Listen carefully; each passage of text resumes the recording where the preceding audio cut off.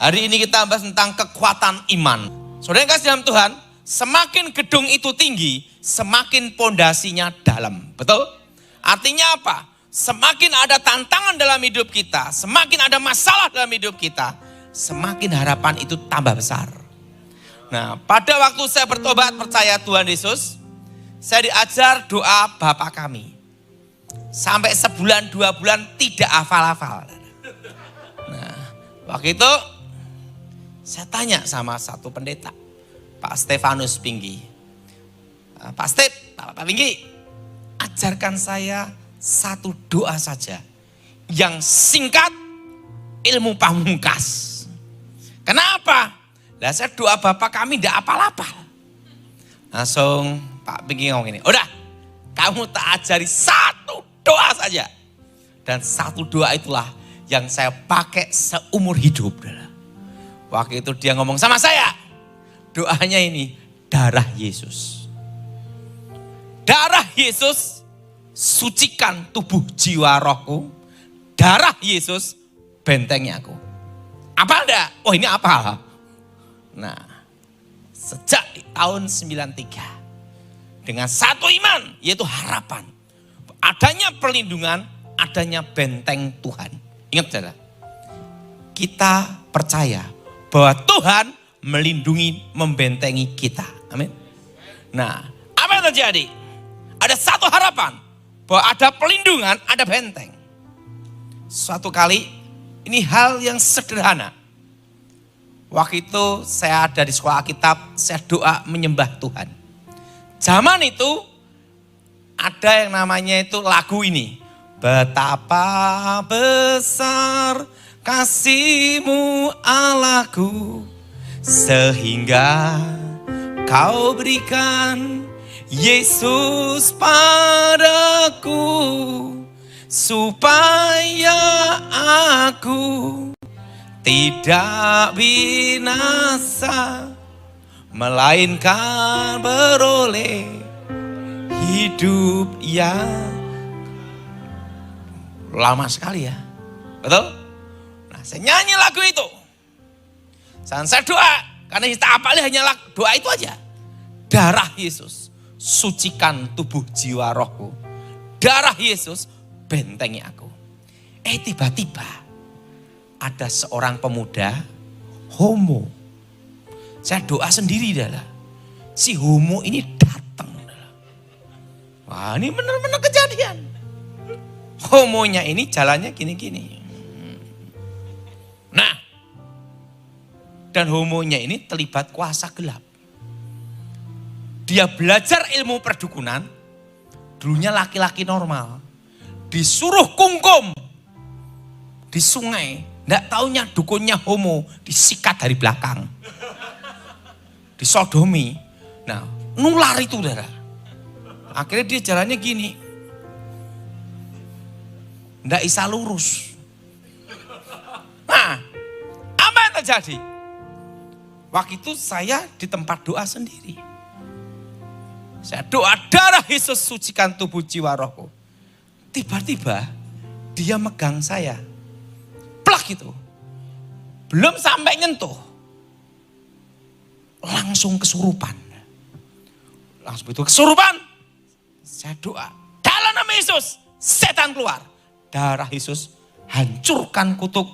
Darah Yesus hancurkan mantra. Roh-roh jahat keluar. Demi nama Yesus. Langsung sadar. Dan hari itu juga roh homonya keluar. Dia jadi laki-laki normal. Punya istri dan punya anak. Nah, padahal waktu itu dia datangi saya. Karena kan doa saya berdiri gini. Didatangi dari belakang. Mau nyentuh langsung manifestasi. Artinya apa? Pada waktu mau menyentuh itu ada pelindungan Tuhan. Artinya apa?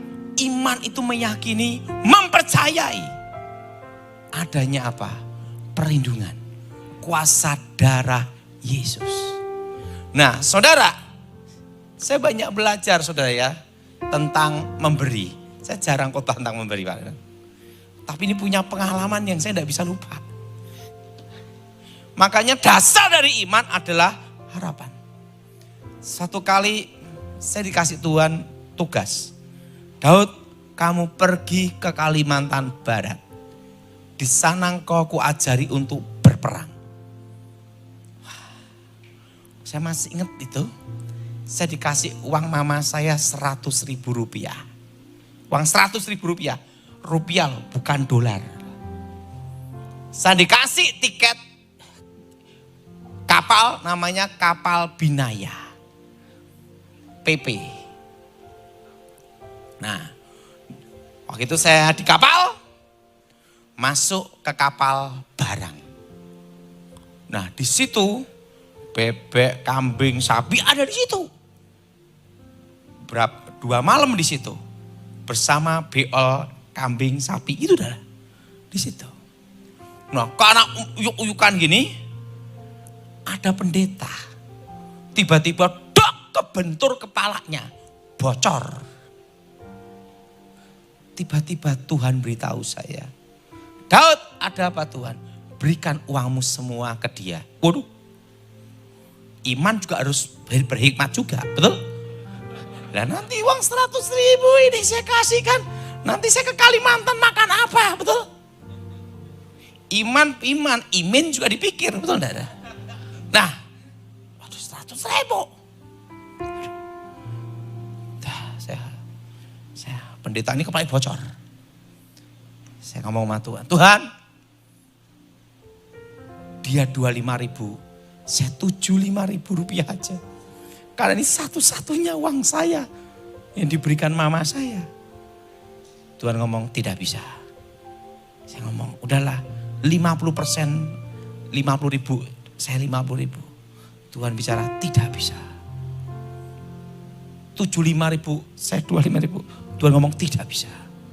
Tuhan ini yang terakhir. Dia 90.000, saya 10.000. Tuhan bicara, baiklah, kelenger enggak Dara? 10.000. Ini di Kalimantan Dara. Jauh dari keluarga. Dan zaman itu orang punya handphone mujizat. Zaman itu. Mujizat. Zaman dulu kan masih ingat. Teleponnya aja gede-gede kan ya. Apa yang terjadi? Saya datangi Pak Pendetanya yang kepalanya bocor. Kepalanya bocor, Pak Pendeta. Ini ada berkat untuk Bapak. Langsung dia ngomong, haleluya Tuhan berkati. Saya nyesel dah. Karena uang tak kasih kan. Dia haleluya, saya halelupa. Dan nanti saya makan apa di sana kan gitu dah. Udah. Saya kasihkan, turun dari kapal.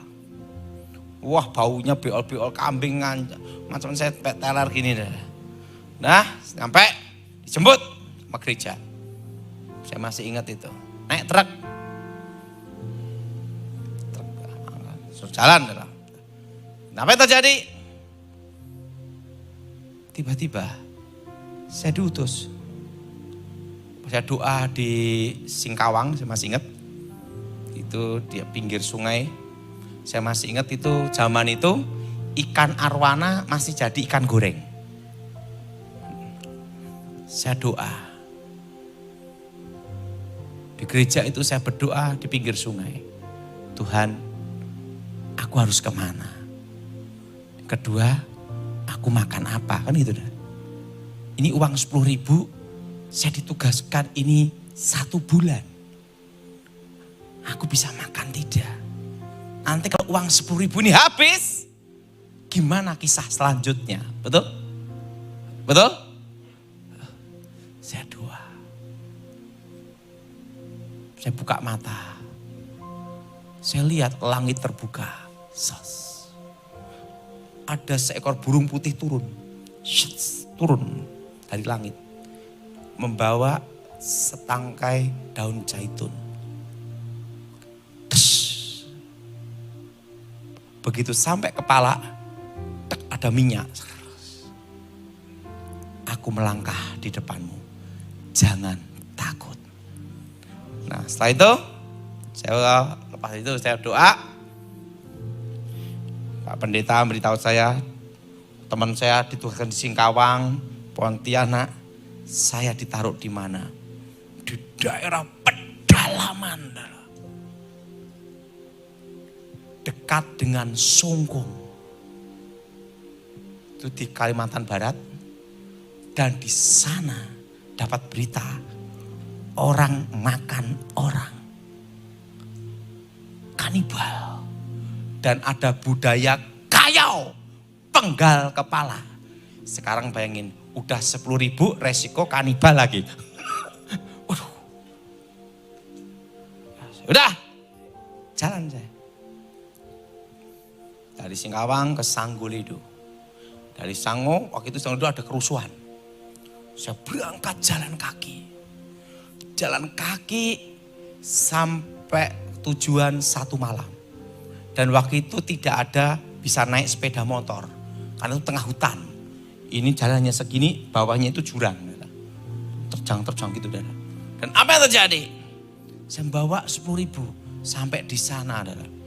Tidak ada toko. Apalagi minimarket. Apalagi supermarket. Hypermart tidak ada. Yang ada satu. Saya lihat. Mereka hidup dari berburu. Rumahnya itu di pohon-pohon. Waktu itu saya, uang 10.000 itu dada. Punya uang pun juga tidak bisa belanja. Tidak ada toko. Begitu nyampe pagi itu, kan lapar mau cari makanan. Saya pinjem serokan ikan. Serokan ikan gini. Untuk nyari tengkuyung-tengkuyung itu. Direbus untuk dimakan. Itu di pedalaman. Makanya saya beritahu. Pelayanan di kota itu paling enak. Kalau mau nyoba di pedalaman sana. Wah, nyerokin itu. Nah. Ada kebaktian. Saya masih ingat waktu itu. Kebaktiannya saya masih ingat. Yang datang satu orang. Saya mimpin pujian. Saya yang khotbah, saya ngedeng kantong kolektor. Dari saya kembali ke saya. Kolektornya ngasihnya berapa tahu. Berduanya gini dah.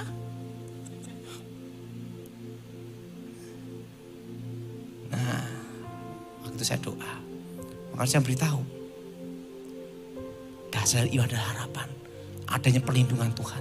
Saya berdoa darah Yesus. Sucikan tubuh jiwa rohku. Darah Yesus bentengi aku.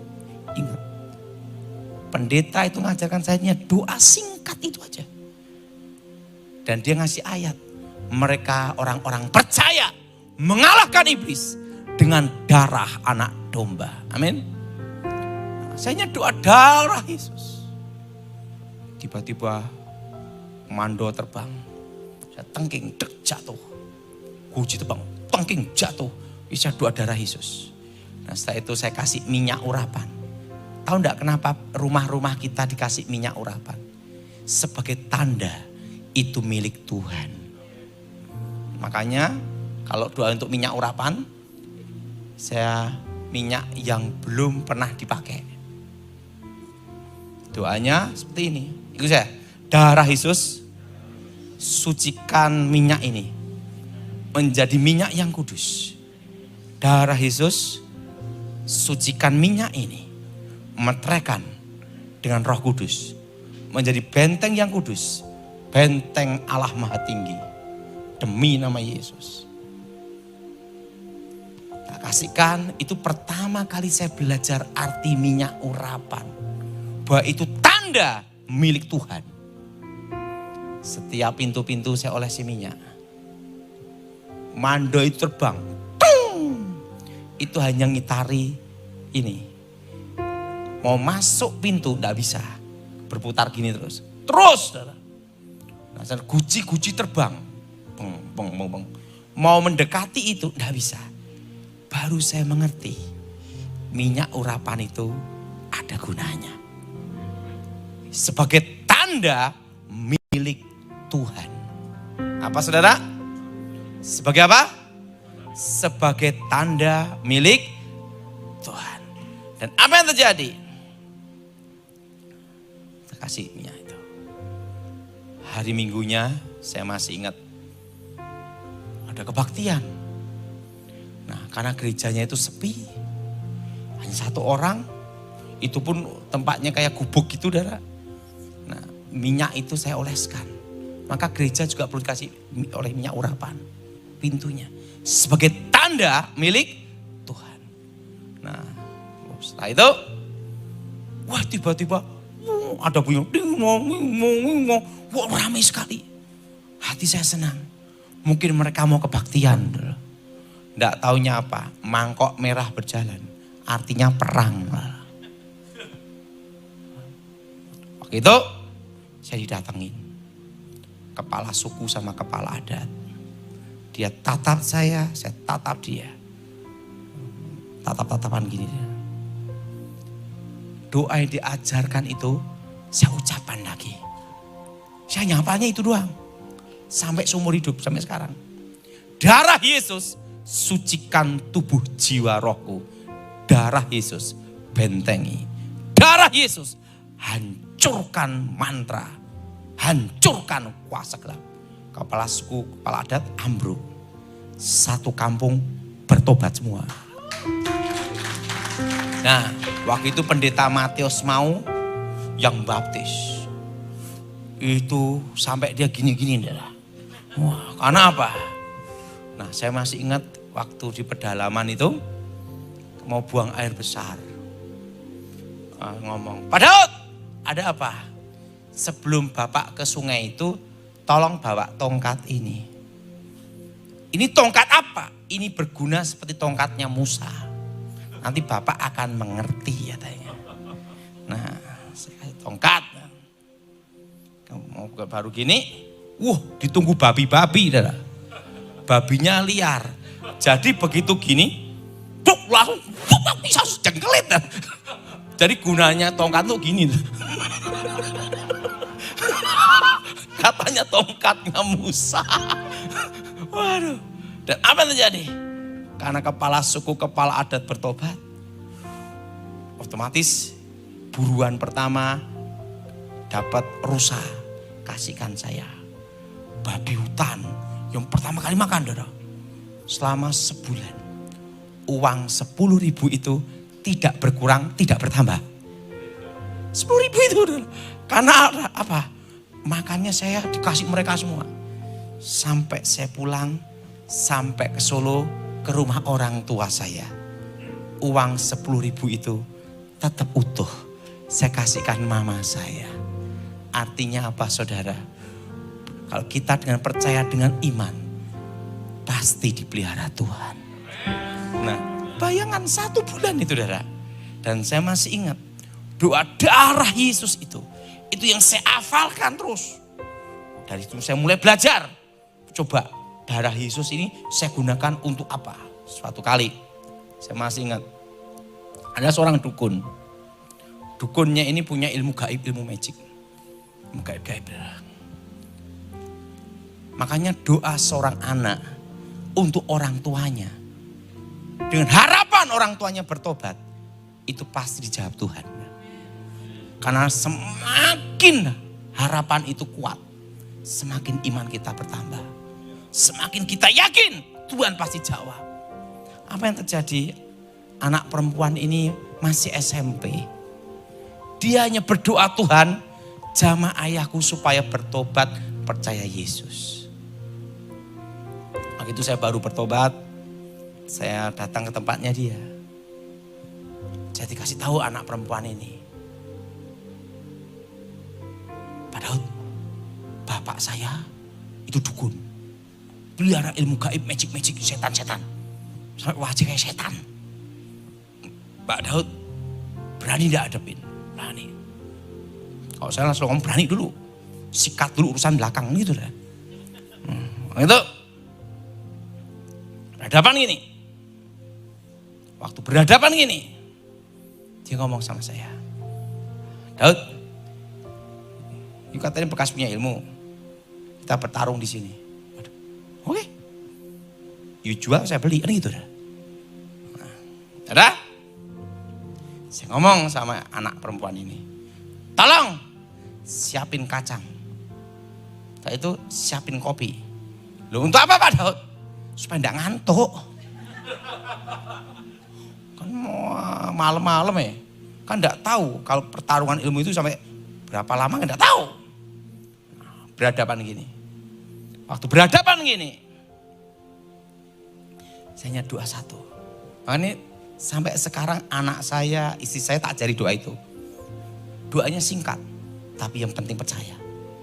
Saya doa, darah Yesus, sucikan tubuh jiwa rohku. Darah Yesus, bentengi aku. Darah Yesus, hancurkan segala kuasa gelap.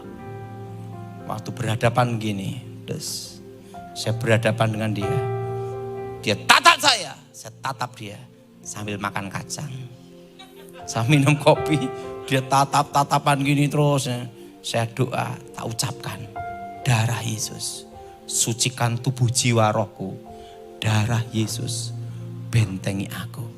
Bebaskan aku dari segala yang jahat. Tatap-tatapan gini. Tiba-tiba dia jatuh, manifestasi. Waktu manifestasi, wah jadi kayak ular. Tiba-tiba di dalam kamarnya keluar ular sungguhan. Bukan alam roh, sungguhan. Sebesar paha gini nih. Ular sanca dalam rumah keluar. Masuk ke sungai. Orang kampung lihat darah. Dan bapak ini manifestasi. Jimatnya selain dibuang semua. Dan hari itu bertobat. Ada harapan. Nah, jadi saudara. Makanya sejak saat itu. Waktu diajar pertama kali saya doa itu. Saya selalu berdoa, darah Yesus sucikan tubuh jiwa rohku. Darah Yesus bentengi aku. Dan ingat saudara, darah Yesus pula yang menyembuhkan. Kadang kita doakan orang, itu kadang kita berpikir, wah dia orang muslim, gimana kita doakan? Apakah bisa? Ingat, dasar dari iman adalah harapan. Semakin harapanmu besar, semakin kekuatan iman itu luar biasa.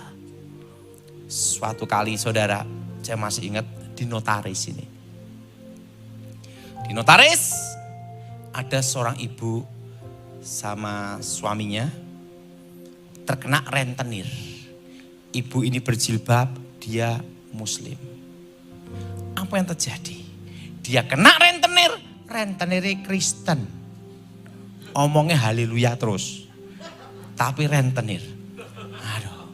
Makanya yang gereja ini kalau ada yang rentenir, bertobat. Darah. Dan bunganya ngeri. Darah. Apa yang terjadi? Suaminya yang pinjam uang. Gadekan sertifikat. Rumah itu seharga kira-kira 1 M.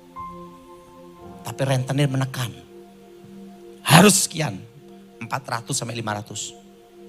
Di bawah harga. Begitu ditekan, ibu ini kaget.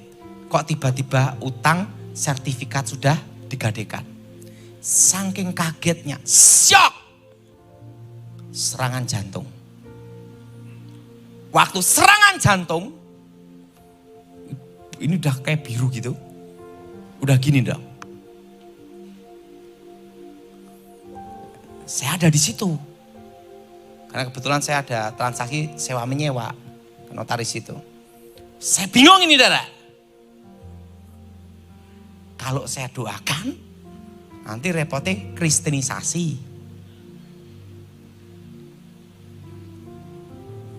Notarisnya ngomong, Pak Daud kan pendeta, doakan. Enggak, nanti repot. Nanti kalau saya doakan, nanti kristenisasi. Bukan masalah repot Pak Daud. Yang gawatnya kalau mati di sini. Nanti tempat kita di Polisland, Pak Daud jadi saksi. Dan yang kedua ada lagi Pak Daud. Tidak bisa transaksi. Loh kenapa? Dia di Polisland. Aduh. Ini antara Polisland dan doa ini. Wah, langsung suaminya siap-siap mobil untuk langsung ke rumah sakit. Aduh, saya bingung. Tak doakan apa anda ya? Kalau tak doakan, dia mati jadi masalah juga. Kalau enggak tak doakan, dia mati juga, saya jadi saksi. Betul? Kedua di polis lain. Aduh gimana nih ya? Wah, yang rentenir gimana nih? Serangan jantung gimana? Dalam hatinya, lo yang buat gue yang pusing kan itu. Udah. Wah, apa yang terjadi? Ada suara Tuhan jelas. Doakan. Muslim nih. Saya pegang tangannya dia. Ibu. Gitu. Ikuti saya. Ibu nyebut Nabi Isa Al-Masih. Bisa bu? Nyebut Nabi aja. Boleh kan? Langsung gini. Pucat gini. Nah waktu itu. Saya pegang tangannya dia. Dia tak suruh doa gini. Nabi Isa Al-Masih. Selamatkan hidupku. Di bumi dan di akhirat. Nabi Isa Al-Masih, selamatkan hidupku di bumi dan di akhirat. Engkaulah yang berkuasa di bumi dan di akhirat. Nabi Isa Al-Masih, selamatkan hidupku di bumi dan di akhirat. Saya berdoa sama Tuhan, Tuhan yang berseru dalam nama Tuhan tidak dipermalukan. Waktu saya doa, tiba-tiba diem. Wah dalam hati mati dah. Malah diem dah. Diam gitu. Waduh. Saya doa lagi. Tangannya tak pegang udah dingin semua. Udah biru semua. Wah ini bakal jadi masalah ini. Mati di sini. Pas saya doain lagi. Saya doa.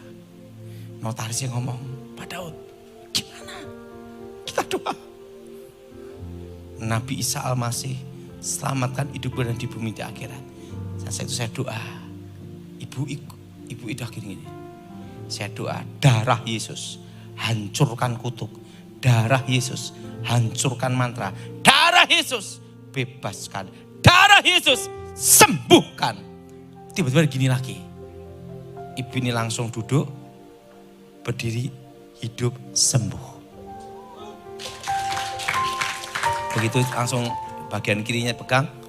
Dia kaget, oh tadi saya kolab ya, iya. Kena serangan jantung. Saya ngomong sama ibu ini, Bu, ikhlaskan. Dia ngomong, gimana saya ikhlaskan Pak? Harga rumah saya 1 miliar. Sama rentenirnya dikasih, rentenir Kristen lagi, betul sih. Hanya 400-500 juta. Saya enggak tahu tiba-tiba semua sudah disita. Bagaimana saya? Ibu, percayalah kepada Allah. Pasti Allah tidak akan tidur menolong ibu. Buktinya ibu kan ditolong sama Isa Al-Masih yang berkuasa di bumi dan di akhirat. Pasti Isa Al-Masih menolong ibu. Ya ibu dipaksa tanda tangan gini-gini. Ibu ikhlaskan aja. Nanti Tuhan yang menolong. Langsung dia tanda tangan, saya ke bank. Langsung rentenir. Terima kasih Pak Daud. Kristen lagi. Jemaat gereja aktif lagi. Dan sering dengar saya khotbah lagi. Saya ngomong sama dia. Tahu enggak? Kalau kamu enggak bertobat. Kutuknya 7 keturunan. Saya bilang, harus bertobat. Apa gunanya harta? Tapi kehilangan nyawa. Tahu enggak? Di dalam kitab pengkhotbah. Apa nikmatnya hidup ini? Hanya ada 2. Makan dan tidur. Betul? Betul? Betul? Saya beritahu saudara. Saya pernah beritahu. Saya punya kawan uangnya triliunan. Tapi dia nafas aja susah. Dia ngomongnya triliun aja. Saya ngomong sama dia. Nanti kalau mati tidak bawa apa-apa. Bener tidak lama dia operasi mati. Triliunan tidak bisa nyelamatin dia. Saya ngomong sama ibu ini, ikhlaskan. Yang penting ibu sembuh. Saya berdoanya belajar satu itu aja. Darah Yesus. Apa saudara? Apa saudara? Darah Yesus. Kalau ada orang yang mau mati, saya masih ingat tetangga sebelah.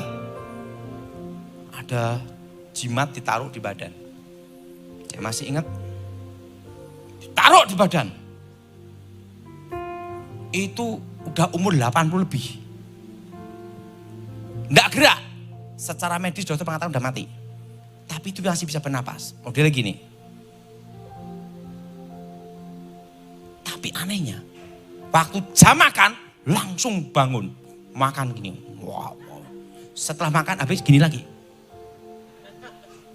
Setan geragas namanya. Setan rakus. Jadi dia itu hanya gerak badan pas jam makan. Itu kejadian. Jam 12 sama jam 6 sore. Waktu jam makan, pokoknya bunyi piring, ploteng-ploteng, langsung berdiri. Makan. Bukan diri ibu itu. Langsung gagal. Setelah itu gini lagi. Anaknya ngomong sama saya, gimana Pak Daud? Ya, saya lihat. Wah ini. Ada keris ditanam di badannya sini. Kerisnya kecil. Saya lihat, waduh ada senjata pusaka. Saya ngomong sama anaknya, ini kalau tidak dilepas dikeluarin, nggak bisa mati. Gantung aja, tolak langit, tolak bumi.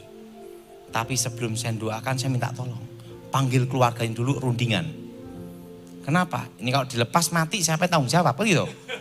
Habis doa dituntut ke polisi lagi, betul nggak? Nah, waktu itu, ya keluarga rapat, ikhlaskan. Ikhlaskan? Betul ikhlas? Sudah oke? Oke, doa. Saya pegang bagian sini, sini, sini. Saya hanya aja doa itu, seumur hidup saya tahunya itu aja. Darah Yesus, hancurkan kutuk. Darah Yesus, hancurkan mantra. Darah Yesus, hancurkan jimat. Darah Yesus, bebaskan. Roh setan, roh jahat, keluar. Langsung ibu ini lemes. Kerisnya keluar. Begitu kerisnya keluar, keluar. Setiap kali kita doakan harus dikasih minyak urapan. Olesan bagian dahi. Dalam nama Yesus. Sebagai tanda milik Tuhan. Supaya roh itu tidak balik lagi.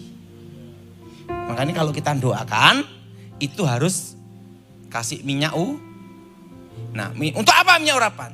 Sebagai tanda milik Tuhan. Amin. Nah, saya kasih minyak urapan dalam nama Yesus. Plak. Saya ngomong, tiket udah saya kasihkan, tinggal berangkat. Saya pulang. Tidak sampai sejam, meninggal. Nah, itu jadi saudara, kalau ada kasus seperti itu, ingat, mereka orang-orang percaya mengalahkan iblis dengan darah anak domba. Amin. Amin. Dan ingat, minyak urapan itu ada gunanya. Maka dalam kitab Wahyu, minyak dan anggur jangan dirusakkan. Artinya itu sebagai apa? Tanda. Amin. Sebagai apa saudara? Tanda milik Tuhan.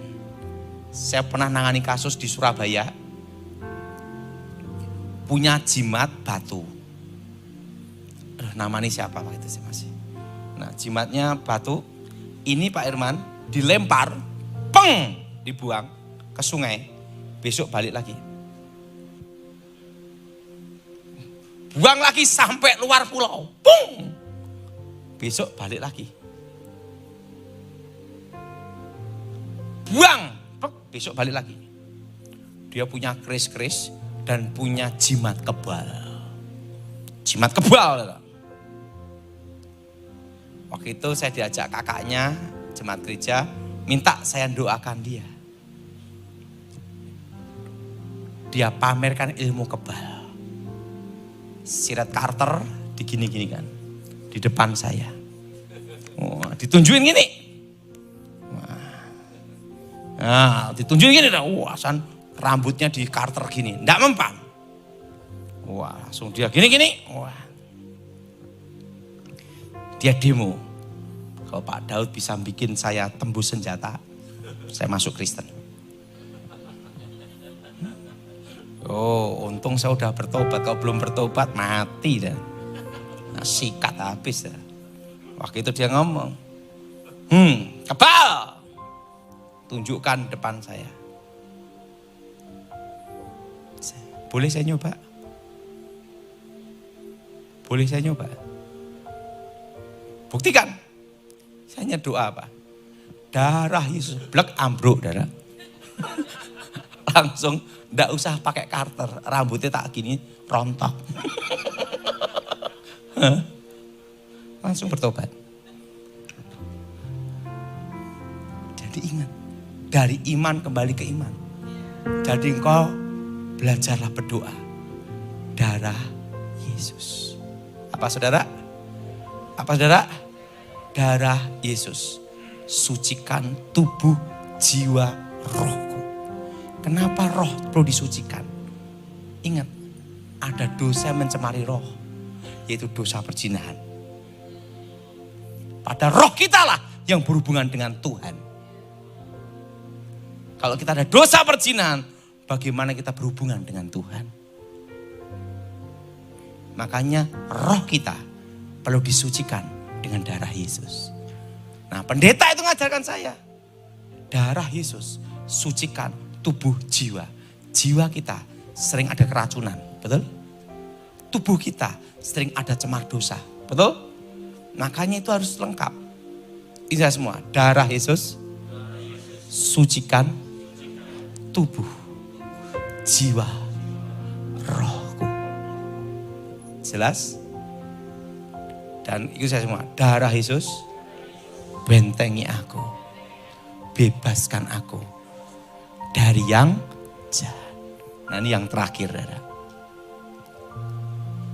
Kejadiannya kira-kira 20 tahun yang lalu di Cirebon.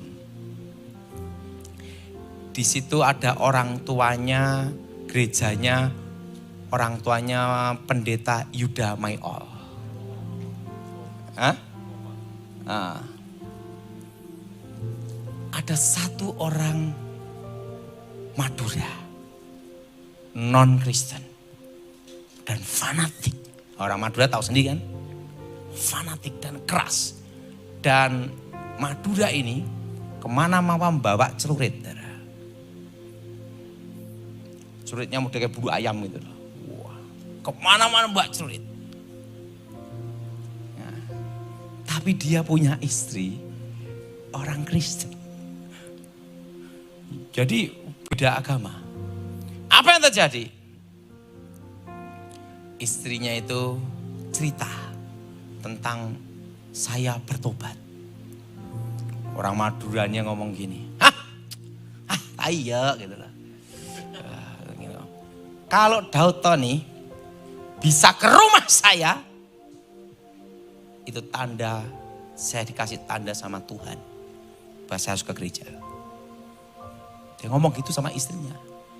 Saya tidak kenal istrinya. Saya tidak kenal bapak ini. Karena yang undang saya itu gereja itu. Saya ada di Solo, San ke Jakarta. Dari Jakarta naik kereta.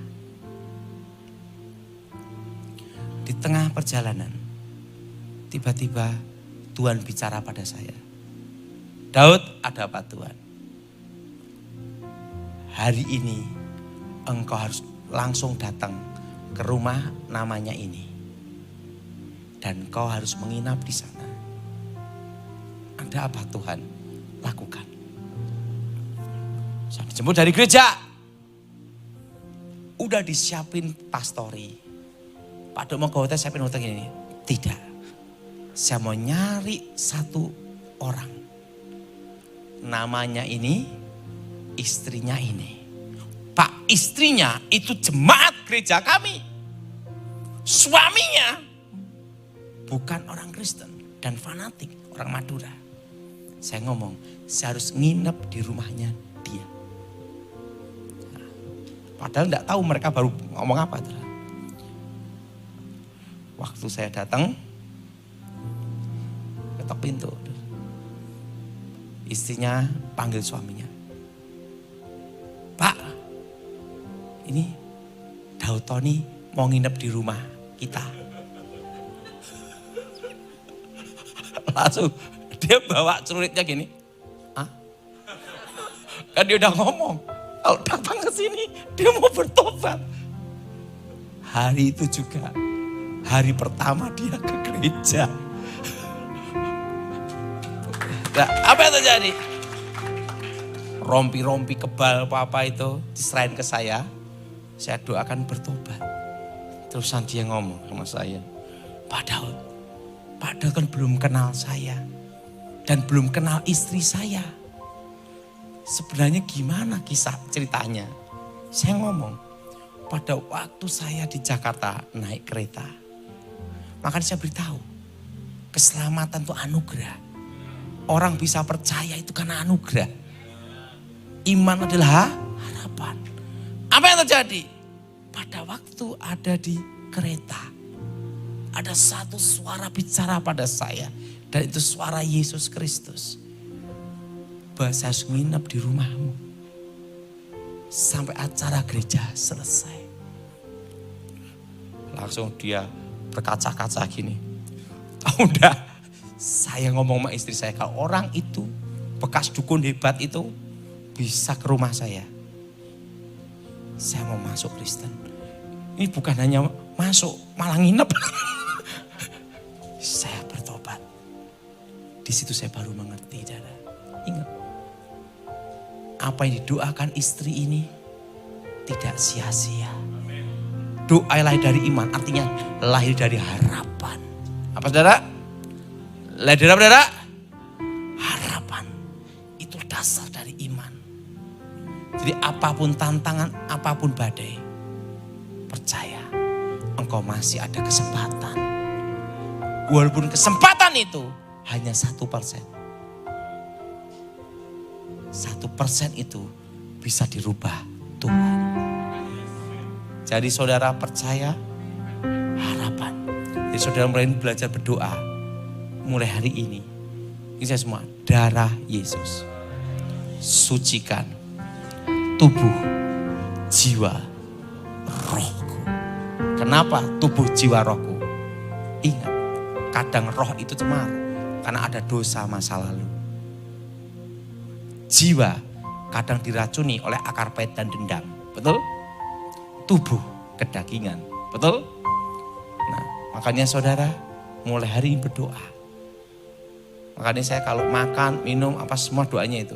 Darah Yesus, sucikan tubuh, jiwa, rohku. Saya pernah di Medan, disantet pakai ilmu begu ganjang. Begitu nyampe, ada yang mau nyoba. Waktu itu saya mau minum gelas itu. Saya kalau mau makan minum doa dulu. Jangan langsung gini dah. Saya doanya apa? Darah Yesus, sucikan makanan minuman ini. Darah Yesus berkati aku, bentengi aku. Waktu ini mau saya minum gini, ada yang nyantet. Dap! Pecah, hancur. Saya lihat, oh penyantetnya ini. Tidak mempan. Nah, pada waktu Pak Edi Wibowo ngomong sama saya, ada yang ngirim santet pakai paku, terbang. Saya doa, darah Yesus, bentengi. Langsung pakunya tak berhenti gini. Darah Yesus bentengi. Langsung. Jadi pakunya gini, kayak film X-Men. Katanya gitu. Pakunya terbang, berhenti. Tepat di dahi jenderal ini. Tidak gerak. Berhenti gini. Langsung dia ngomong, Pak Daud, kamu bisa mengendalikan paku ya? Bukan, itu doa. Pas kebetulan aja Tuhan mau. Mau demo. Berhenti ini. Darah Yesus hancur. Jatuh pakunya. Dia ngomong, kamu gunakan apa itu? Darah Yesus. Membentengi, melindungi. Jadi ingat, Pak, apakah minyak urapan itu harus setiap hari? Itu kurang kerjaan. Itu menyenangkan pabrik minyak, betul? Sekali aja cukup dengan iman. Waktu saya diminta menjaga presiden waktu itu, setiap mobil-mobil pengamanan saya kasih minyak urapan. Nah, itu perintahnya Edi Wibowo waktu itu. Kasih minyak semua. Sebagai tanda milik